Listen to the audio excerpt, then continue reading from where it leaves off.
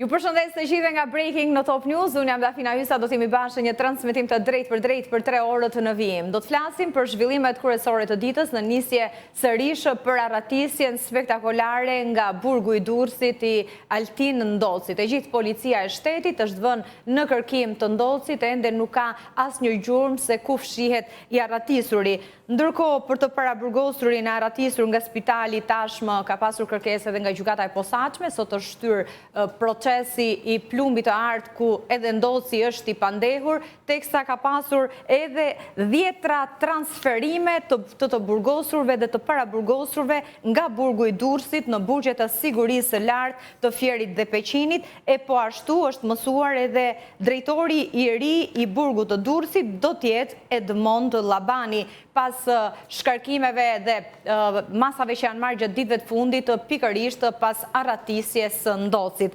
Kam kënaqësinë të kem në studio për të diskutuar mbi këto zhvillime 2 avokat, Gëzim Ahmeti dhe Flavian Ndreaj. Mirë se erdhët.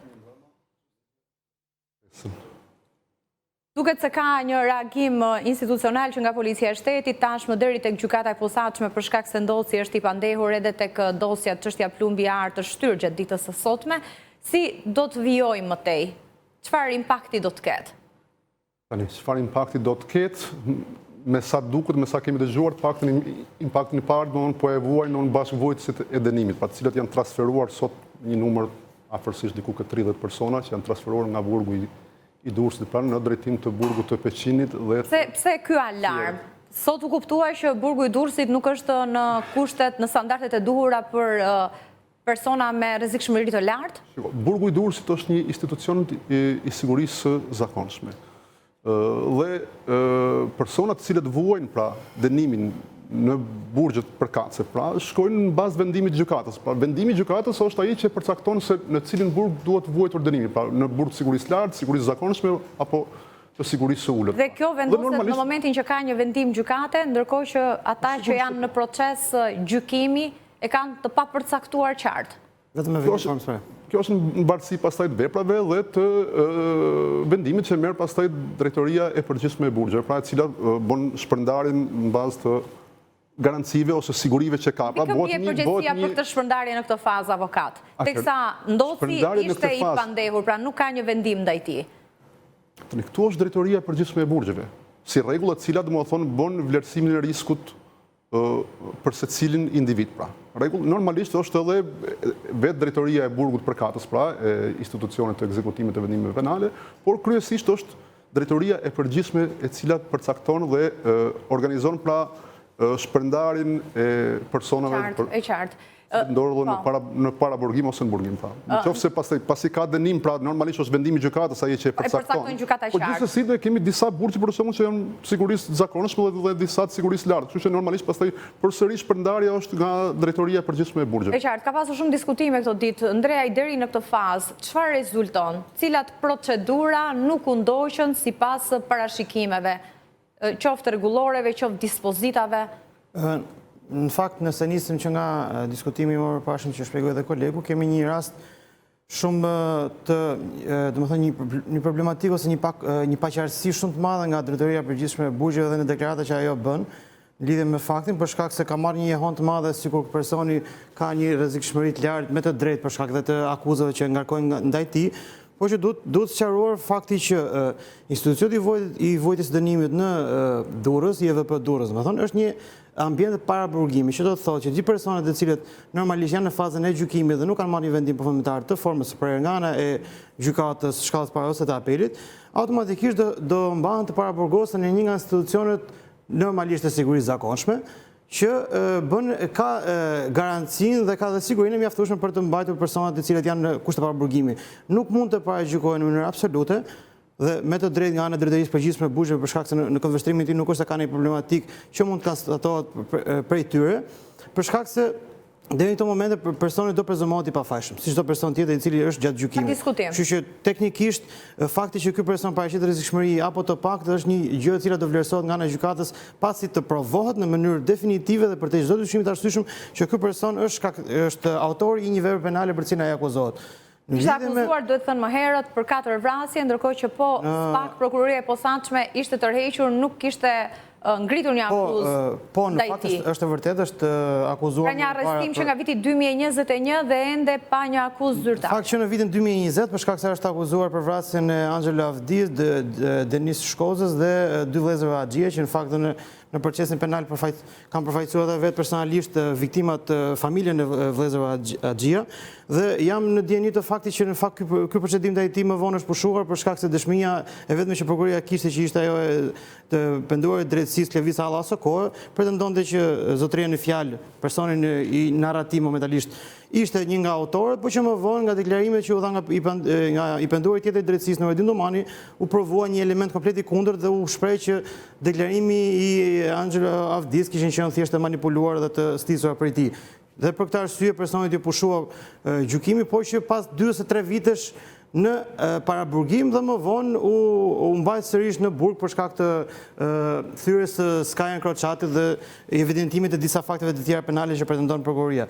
Në lidhje me sigurinë e burgut, në fakt është një element i cili po merr një diskutim shumë gjerë. Është ndihmuar nga persona brenda, sepse jashtë apo jashtë sistemit. Pra, çfarë mund të thuhet deri në këtë fazë, pavarësisht se 8 drejtuese dhe efektiv të burgut të Durrësit janë vënë në pranga, po ashtu është shkarkuar, është pezulluar drejtori, pra ka një sër masash, por a janë thjesht dyshime apo ka informacione që ka pasur një ndihmë të brendshme? Absolutisht në këndvështrimin tim janë thjesht dyshime, për shkak se nuk besoj që në kohë kaq shkurtër edhe prokuroria apo policia kanë arritur të mbledhin apo të grumbullojnë prova për të provuar një element bashkëpunimi ose një planifikim të mëparshëm për këtë arratise, për shkak se mendoj që është një kohë shumë e shkurtër.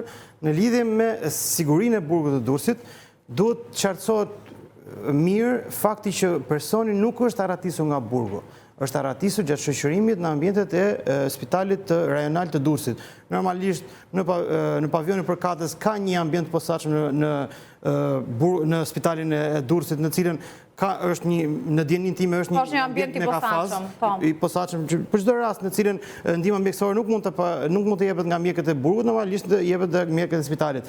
Nëse janë zbatuar protokollet për sigurinë dhe marrjet e masat e nevojshme për parandalimin e një largimi të mundshëm të personit në hetim, në rastin konkret këtë dyshoj dhe duhet normalisht që hetimi do e zbardhë.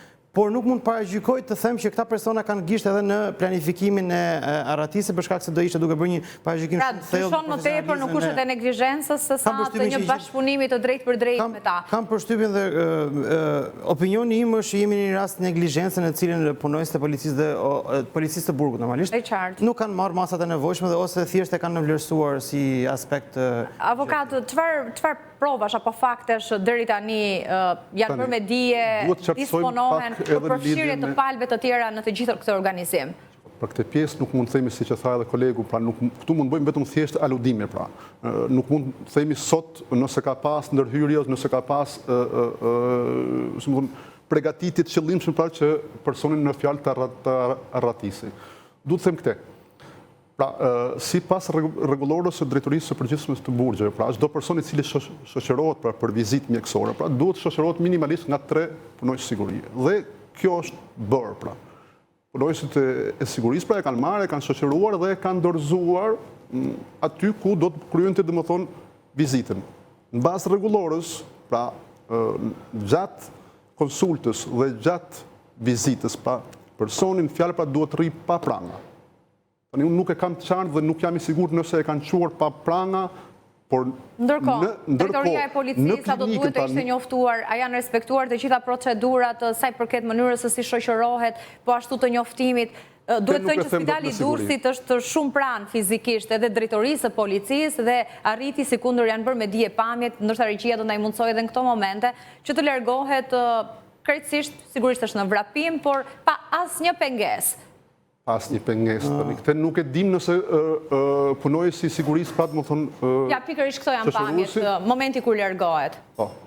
Të paktën si pas deklarimeve paraprake, ose nga jo që farë kemi dëgjuar në media, punojësi i sigurisë ka thënë që më ka qelluar, e ka goditur, e ka në thojza, e ka kapur në befasi, e ka goditur, gjë që nuk e ka pritur dhe e ka ikur me vrap.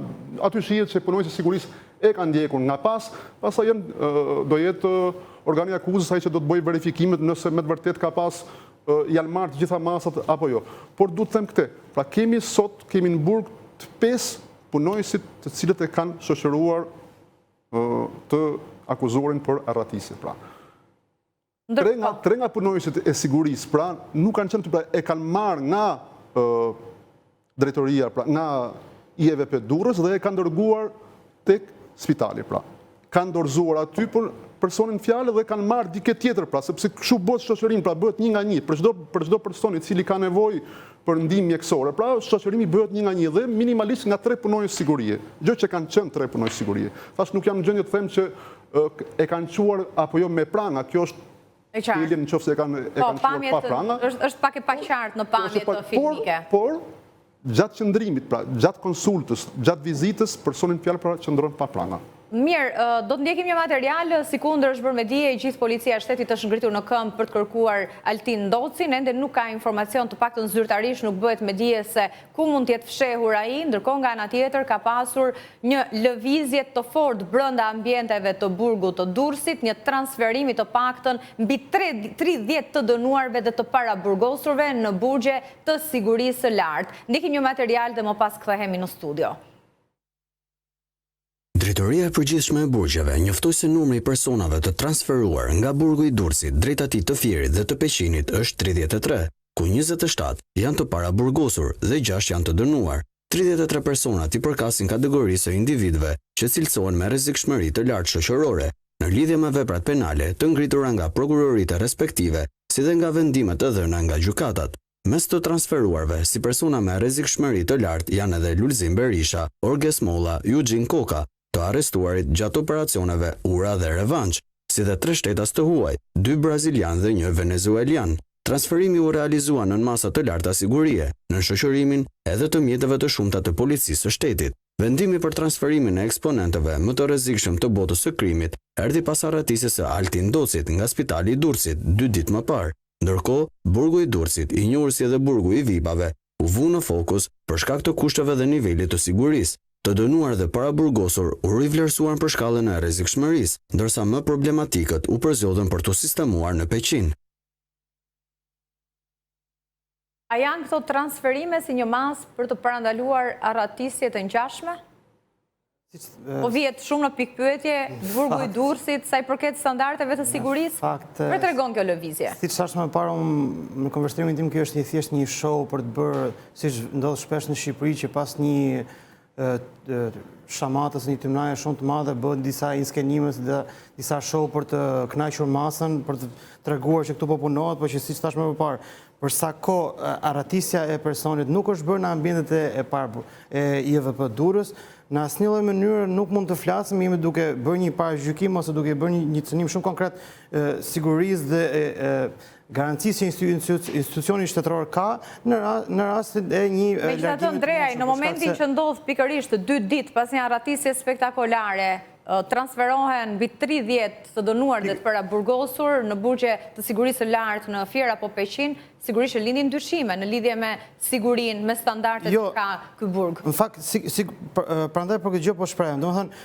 jemi në kushte siç e shpjegova që nuk është se arratisja ka ndodhur në ambientet e burgut. Arratisja ka ndodhur në gjatë një shoqërimi të cilët në fakt është krejtësisht i zakonshëm si mënyrë shoqërimi. Mund të themi që mund të ketë pasur shkelje protokolleve. Pra 8 nga personeli i burgut janë tashmë të arrestuar. Pikërisht kjo është një dinamik tjetër ose një hetim tjetër në cilën nuk mund parajgjykohet burgu si institucion. Për shkak se, siç thash, siguria burgut ka të bëjë me perimetrin e burgut. Atëherë pse mendoni se është bërë ky transferim? Thjesht për show? Show, është totalisht show, si nga mënyra e pezullimit të individëve që është bërë në konvertimin tim është thuajse selektive, që nga shkarkimi i drejtuesit aktual të IEVP Durrës dhe emërimi në mënyrë me gjendje një personi tjetër, për shkak se në rastin konkret ligjërisht dhe në mënyrë faktike nuk është se provohet që, ose pakte nuk mund të arrit provohet as krijohet as dyshimi minimalist që këta individ kanë marrë pjesë në këtë arratisje.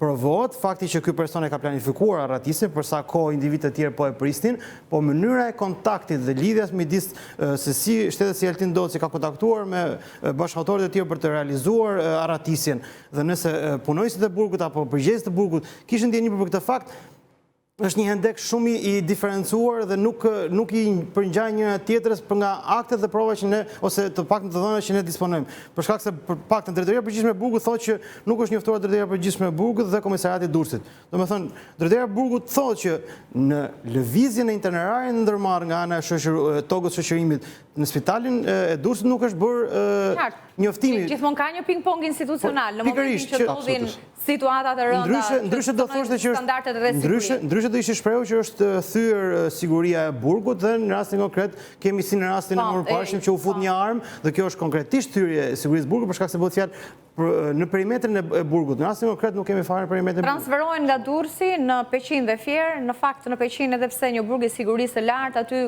ka arritur të futet edhe armë, madje një dënuar i përjetshëm ka ekzekutuar një tjetër të dënuar të përjetshëm. Pse kjo lëvizje? Unë mendoj nuk jom i atij këndvështrimit më nëse një shoh në lidhje me ngjarjen fjalë. Pra, mund të jetë një masë më thojza parandaluese për t'i paraprir një bashkëpunimi eventual. Ka dyshime se mund t'jenë planifikuar ratisje të tjera nga burgu i Durrësit? Dyshime ka gjithmonë. Kur ka ngjarje të kësaj natyre, pra normalisht që dyshimi lind natyrshëm. Vjen natyrshëm. Pra tani ky person u shoqërua dhe shkoi për një vizitë mjekësore që nuk jemi të sigurt nëse e ka pas të nevojshme apo jo. Pra kjo mbetet për tu provuar. Pra ka dyshime që është shoqëruar pra pa pranga. Ka dyshime që janë bërë tolerime pra jashtë protokollit. Kështu që normalisht duke pas gjithë këta dyshime pra, unë mendoj se është një masë parandaluese për të evituar në rast se mund të ketë pra bashkëpunim. Pra ka dyshime se mund të ketë edhe të tjerë në proces. Ndrejaj, arriti të haratisë të ndosimi që atë ende nuk ka asë një gjurmë se ku fshihet ai. Edhe nëse konsiderojmë vendin nga ku është haratisur, shumë pranë drejtorisë së policisë së Durrësit, si shpjegohet kjo? Në fakt nga informacioni që unë kam të pak nuk mund të jap garanci në lidhje me të, por që mua më është thënë që e vetë haratisja është bërë mbas ambienteve të Drejtorisë Përgjithshme Policisë Durrësit, për shkak se edhe vetë rrugën e cilën ndërmerret për të ka kaluar pranë Drejtorisë së Policisë. Po normalisht për sa kohë policia nuk ka pasur një lidhje me ekzistencën e faktit që është një nga akuzat që paktën policia ngren mbi tokën e shoqërimit për shkak se janë shprehur që nuk është se është bërë njoftimi imediat i policisë në mënyrë që policia të ndërhynte ose të merrte masat e nevojshme për të parandaluar ose paktën për të filluar ndjekjen e personave të tij, dhe normalisht një vonesë e tillë dhe policinë e vën në një disbalans shumë të qartë dhe të dukshëm.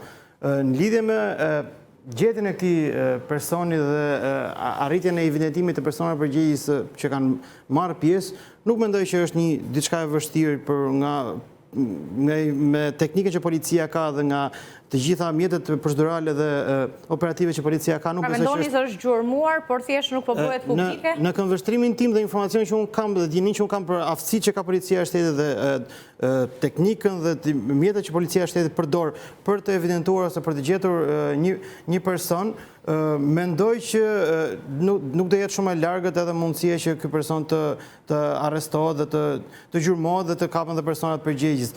Gjithsesi është më problematike fakti që se si anashkalimi i momentit sjell një pasojë kaq të madhe dhe një zhurmë kaq të madhe në rrethin tonë shoqëror në Shqipëri, për shkak se mund të themi që e marrim të mirëqenë sikur këta shtetas të paktën toka shoqërim nuk kanë qenë në bashkëpunëtor në këtë gjë dhe konkretisht për shkak të një neglizhencë apo një mirëbesimi apo një pakujdesie janë në kushtet në të cilat ato momentalisht gjenden në paraburgim të pezulluar dhe nuk dihet nëse do gjykata do vendosë të lirojë ata, kështu që domethënë sillet një pasojë shumë e madhe për një moment fare të vogël, por që normalisht dyshimi nga ana jashtme, duke qenë se ne dimë që të ndodhin shumë gjëra dhe shumë të mëdha dhe planifikuara, mirë planifikuara, mendoj që është deri diku e qëndësishme, po që është shumë ekstreme kjo masa e arrestimit të 8 individë. Gjithsesi, në momentin që mund të arrestohet, do t'i shtohet një tjetër akuzë? Absolutisht, por që në krahasim me akuzat që ai ka, besoj që është thjesht një çështje mbitor, nuk është një... E qartë. Ndërkohë, sot, siç e bëra me dije, ishte seanca e radhës në procesin Plumbi Art, ku edhe Ndosi është ndër të tjera i pandehur për masakrën e Bradasheshit. Për mungesën e tij në sallë është shtyr procesi gjatë ditës së sotme, ndërkohë që si do të vijojë më tej, pra ka disa të pandehur në këtë proces. Do të vijojë gjykimi në mungesë? Do të vijojë gjykimi në mungesë, normalisht pra. Do të thënë, Evidentohet mungesa dhe vazhdon gjykimin në mungesë, si rregull. Pra në momentin që kemi një person... Nuk bëj sot ky evidentim? Te mbet nuk jam ndjeni si është zhvilluar seanca dhe pse ç'është tek. jo, sepse... Po është pritur konfirmim zyrtar nga Drejtoria e Përgjithshme e Burgjeve? Jo, normalisht, Drejtoria e Përgjithshme e Burgjeve bën njoftimin dhe komunikimin që ky person është arratisur, po që nga ana e procedurës penale, duke qenë se jemi në fazën e gjykimit, që nuk është se jemi më në fazë hetimi për cilin çështja mund pushohet, jemi në fazën e gjykimit, personi ka disa avokat të emëruar prej tij, por për shkak se kodi i procedurës penale kërkon që si fillim të merret dakordësia e pranisë së individit në proces dhe më pas nëse prania e tij nuk realizohet ose njoftimi i tij nuk do realizohet, besoj që me seancën e 2 ose 3 gjykata do vendosë vijimin e gjykimit në mungesë dhe në prani të mbrojtësve të tij. E qartë, mbetet për të parë se si do të vijojë ky proces, edhe çfarë do të ndodhë, nëse do të arrihet të zbulohet vendodhja e ndosit apo jo. Gjithsesi, mund të ketë lëvizje edhe në burgjet e tjera, mund të ketë transferime, sikundër ndodhi me këtë burg? Siç thash, për sa kohë mendoj që kjo e gjitha është një show më shumë për të bërë të dukur sikur po punohet, mendoj që edhe nëse bëhet, nuk është se ka me vërtet një prapavi logjike dhe konkrete, po është thjesht një prapavi për të dukur sikur tu po punohet. Mund të jetë edhe një angazhim për rivlerësimin e rrezikshmërisë e personave që mbahen në burgje? E thashë dhe pak më parë, pra, pasojat e para pra, po i vuajnë bashkëvuajtësit. Pra, gjithmonë, sa herë që ka ngjarje të kësaj natyre, pra, ka një efekt domino, që do të thotë të gjithë institucionet fillojnë shtrojnë kontrollet, shtrëngojnë masat, cilat janë në tagrin e drejtorisë, pra, domethënë kuptohet ajo punë. Dhe kontrole pa fund deri në cënim të drejtave minimale pra të vuajtësve të dënimeve pra. Është e qartë, ka ndodhur edhe në rastin e Peçinit pra kur ndodhi që u gjet arma, që ndodhi edhe vrasje, faktikisht ngjarje ishte shumë e rëndë, ndryshe nga rastin fjalë pra këtu nuk kemi një cënim të sigurisë burgut, pra kemi një cedim ndoshta një mirëbesimi të tepruar, ndoshta një shkelje diçka shumë minimale, pra pastaj përgjegjësia penale ose personale pra e vet individit i cili ka ndërmarr arratisën, ka qelluar punojësin e policisë, pra punojësin e sigurisë dhe ka ikur. Por nuk kemi cënim në sigurisë. Duke se ishte e koordinuar, e priste një mjet jashtë, pra kishte arritur që të koordinonte, pavarësisht se ka dyshime edhe për duket shumë e qartë mund që personin fjalë pra e ka programuar, pra ka qenë dieni pra. Sa do të jetë mundur të zbulohet skema dhe gjithë personat e përfshirë, duke përmendur edhe rastin e burgut të Peçinit, aty u gjet arma e krimit, meqenëse nuk u mësua kurse kush e futi atë armë, kush kishte interes të kryejë o vrasje. Besoj se është çështje që është në hetim akoma dhe ka shumë gjasa që të zbulohet pra. Paktën ka pas lëvizje në këtë drejtim pra. Për personat pra, që kanë qenë, ose konfliktet që ka pas viktima në atë çështje, pra me të tjerë pra, që kanë qenë jashtë. Pra, kështu që besoj se është çështje akoma në hetim. Kështu që nuk mund themi që nuk është zbuluar se kush e ka futur armën. Çështja është në hetim e sipër dhe edhe mund zbulohet pra se kush e ka futur armën. E qartë. Edhe këtu pra, edhe në rastin fjalë pra duket qartë që ai ka qenë ndjeni pra në thojza që do të shkonte atë ditë dhe thojza e ka pas programuar pra. E ka pas në plan që ai të arratisë se derisa ka pas dy persona që e prisnin të paktën kështu thuhet pra, nga pamjet filmike që e kanë pritur, ka pas një makinë që e pres jashtë. Është e mundur që të identifikojnë personat që e kanë pritur? Është e mundur. Paktën nga ai sa mund të fokusojnë kamerat në ambiente të ndryshme ku ka kaluar pikërisht makina, rezolucioni që ato kanë pasur, pra deri tani çfarë dihet? Deri tani nuk dihet asgjë pra në lidhje se kush janë personat, por hetimi është në vazhdim. Teknologjia është e lartë sot dhe ka mundësi pra të zbuloj, por gjithsesi edhe krimi ka bërë domethënë ata zhvillimet e veta pra përdor gjithmonë teknika domethënë sofistikuara për se është një hap përpara policisë. Po pra, ka një shprehje, por krimi është gjithmonë një hap para policisë. Personat që mund të kenë përdorur maska, mund të kenë përdorur shumë gjëra tjera për mos tu identifikuar, pra targat kanë qenë të vjedhura. Çfarë rrezikojnë personat që e kanë ndihmuar? Normalisht që përsa kohë kanë marrë pjesë në thyrjen e dhënien e ndihmesës për të aratisur nga burgu normalisht është një vepër penale në vetë të cilat si çdo të atribuohet, edhe si Altin do të atribuohet dhe bashkëpunëtorëve të tij në moment që ai ata do arrin të identifikohen, po që do doja në fakt të kthehen në lidhje me sa legjitime është transferimi në rastin konkret, për shkak se pretendohet që këto disa persona, mbi 30 persona, në rastin konkret duket se numri saktë është 33, janë transferuar nga ana e IVP Durrës në një burg të sigurisë lartë. Tani konkretisht ta personat e transferuar janë persona të cilët për sa kohë janë në IVP Durrës, janë persona të cilët janë të paraburgosur, nuk janë të burgosur, për shkak se të burgosur qëndrojnë në kampe, siç i quhen ndryshe, janë burgim përfundimtar. Në rastin konkret, po e vetë selektimi, sepse paraburgimi i Durrësit ka më shumë se 300 ose 400, mos temi numër më të madh të paraburgosur. Ka pikpyetje për mënyrën se si janë përzgjedhur mbi 30 persona për të transferuar. Le të heqim 2 ose 3 emra të cilët mund të njihen nga publiku, pjesa tjetër e emrave që u thanë nga ana e drejtorisë përgjithshme të burgjeve, janë persona të cilët nuk është se jemi të qartë në lidhje me se sa rrezikshmëri konkrete është që këta persona të arratisen, ose pse drejtoria e burgjit ka selektuar pikërisht ata 33 individ për t'i transferuar në një burg tjetër. Ka informacion të brendshëm, apo është thjesht një zhvendosje në bazë të akuzave që ata kanë, apo është thjesht një zhvendosje selektive me disa emra për cilët me siguri kjo do të shoqërohet edhe me reagimin e avokatëve mbrojtës sipas rasteve. Sipas rastit, duke qenë se me paktën këndvështrimin tim kemi edhe një duke qenë se mënyra e veprimit nga ana e drejtorisë përgjithshme të burgjeve ka qenë imediate, kemi dhe raste në të cilët edhe gabohet në gjykimin e nevojës ekstreme për të kryer veprimtari të tillë, kështu që mendoj që më vonë pas rishikimit dhe kryes verifikimit më vonë që mund ndryshojë gjendja. Mund të rikthehen. Po, do të shkojmë në një hapësirë të shkurtër publicitare, më pas do të merremi me një tjetër çështje të rëndësishme, si u grabitën dosjet të SPAK, çfarë ka ndodhur me 2 personat që akuzohen për hakerimin, publicitet e kthehemi pas pak.